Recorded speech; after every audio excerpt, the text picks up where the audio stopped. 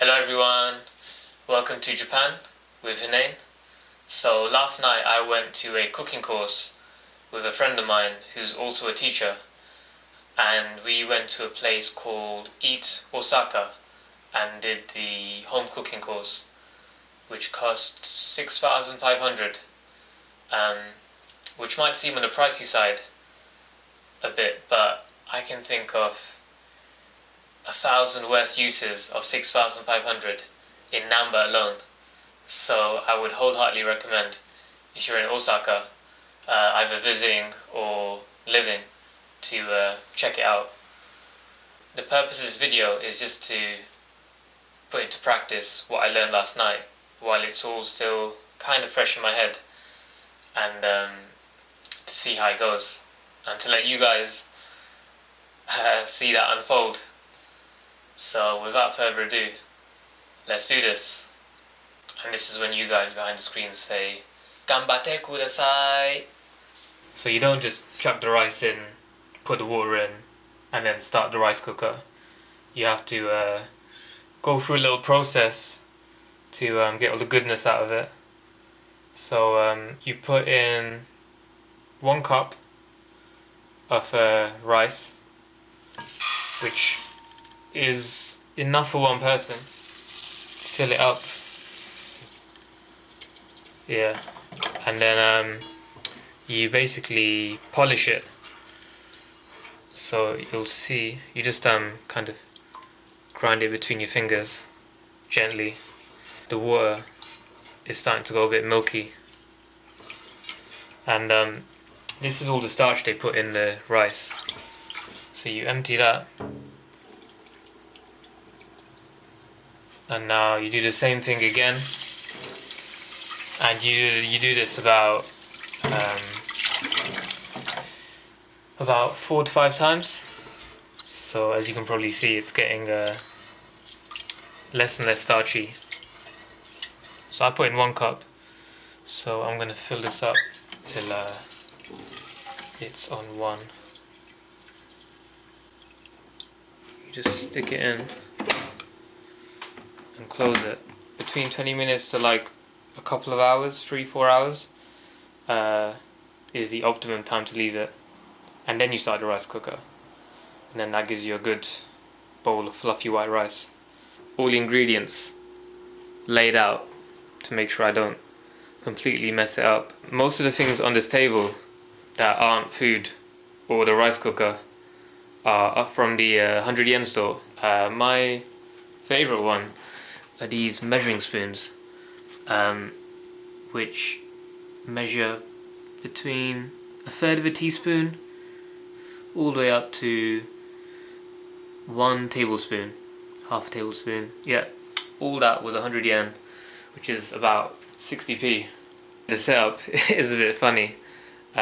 This here is the table at the bottom is a kotatsu, which is a heated table. So that under there is an electric heater you can link up to a power supply. And in winter, so in a couple of months, that is what most Japanese families use when they sit together with a blanket to keep themselves warm.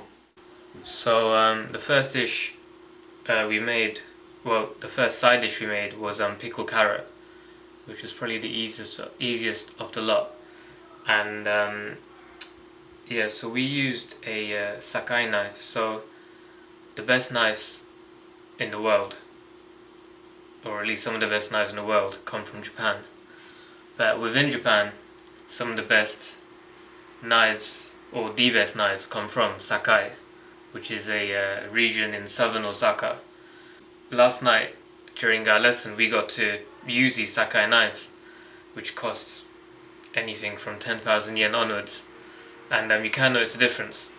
It cuts really smooth, really easy, no pressure required.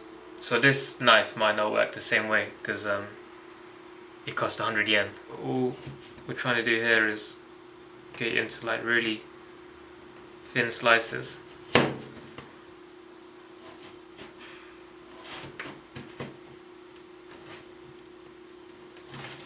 So got some vinegar, water and sugar. Stick it all in here.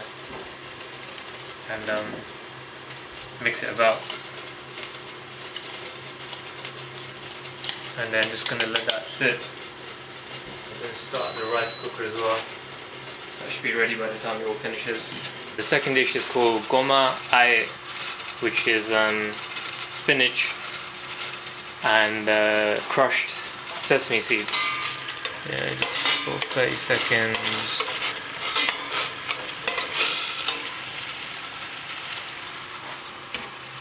So the second part of goma ae is crushing the sesame seeds.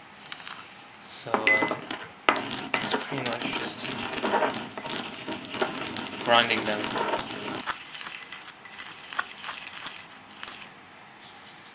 That's soy sauce. Yeah, so it's kind of surprising that Japanese food is well seen as really healthy, which I guess it is. But yeah, so a lot of the food has sugar in it. So now I just mix that with chopsticks. I've definitely put in too much soy sauce. I think I put the amount for 2 portions, but I put 1 portion for everything else, because this should be kind of a bit mushy. Cut the stem off, the bottom bit, and you chop it into 4 pieces. And you just stick these in here, and just mix it up. Just pretty much let that sit. That's side dish number 2. This is like a staple sauce used in a lot of things, so like miso soup, dashimaki, a lot of other things. It's got a very, very Japanese taste. Dashi stock. So you put 1 tablespoon of that there.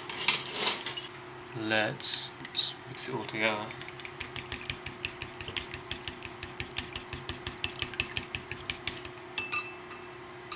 So use my cool little oil gizmo to oil this up. You put in about, what was it, 1/4?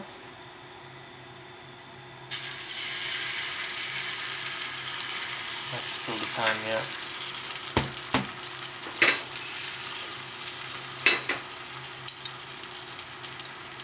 And then you basically just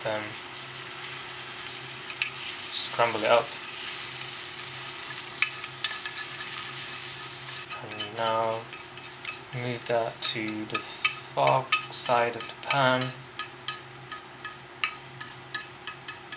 Alright. Maybe reduce the heat a little bit. 1/4 more. Make sure some of it cools underneath. And then you basically just flip it over once, okay, and then flip it over twice. Now move that to the far side of the pan, and now yeah, all these bubbles just like poke them. I don't know why, but it's supposed to poke them. And then one last one.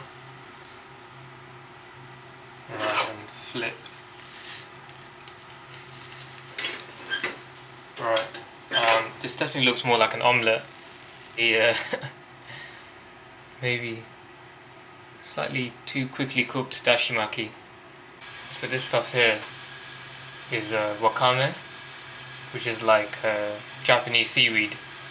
This is a dried form, so you have to add in some water, basically just to rehydrate it. This is tofu, which you put in as well. Slice it down sideways. Slice it down that way. So I'll just chuck the tofu in. You literally just let it boil quick and then bring it down to a really low flame. I don't think that's enough water, but you'll have to do. Miso paste is basically just fermented soybeans, I think. Fermented for, I don't know, anything between, I can't remember, but they can be fermented for years, for the really expensive ones. Put a little bit of the water in, and just start slowly mixing it in. Right, so a little bit more water. Let's put more water in. Well, I kind of just accidentally chucked in half of it, but it's fine. You also add 1 tablespoon of that all-important dashi stock to give it that fishy flavour. Mix it all up without completely breaking the tofu, which I think I've just broken it all up. So you can now see that wakame is really expanded. So you just stick in some of this into here really. That is miso soup. So that's another dish out of the way. Right, so let's put in 100 milliliters of dashi, the all important ingredient. It's about 50. Soy sauce.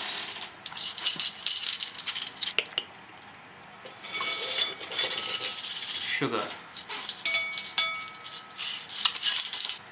1 tablespoon Meridian sake, potato starch. This is what's gonna thicken up the sauce a bit. This is basically pre-fried tofu. So you can just, the reason it's fried is because it's easier to hold it together, because tofu is pretty, it breaks pretty easily. 4 pieces. Get a bit of oil in there.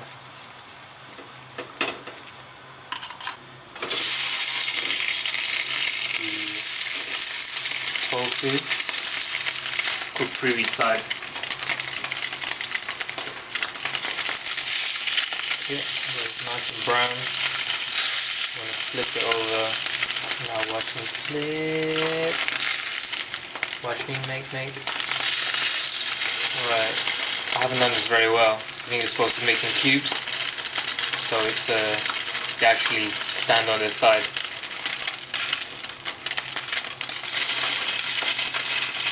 There we go. Right, so I think that's all 6 sides pretty evenly cooked. Now stick in the sauce. Gonna chuck in the potato starch.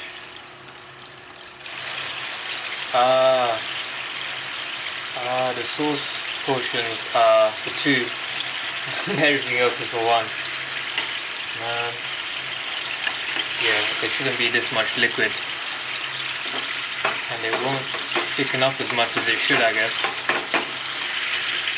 Right, I think that's ready. Definitely not made this right. Equally important to actually making the food is presentation. Let's make this all look a little bit prettier. Let's see the carrots. Goma ae.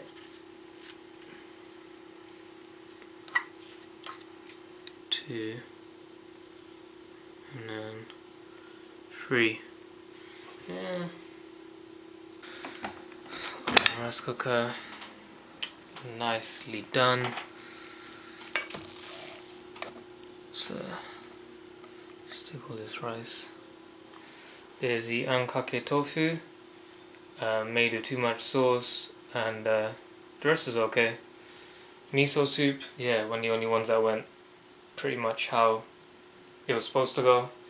The rice, yeah, that went pretty well. And then dashimaki, goma ae, and pickled carrots, which don't look too bad for a first time. Well, second time technically. Thanks for sitting through watching me make this.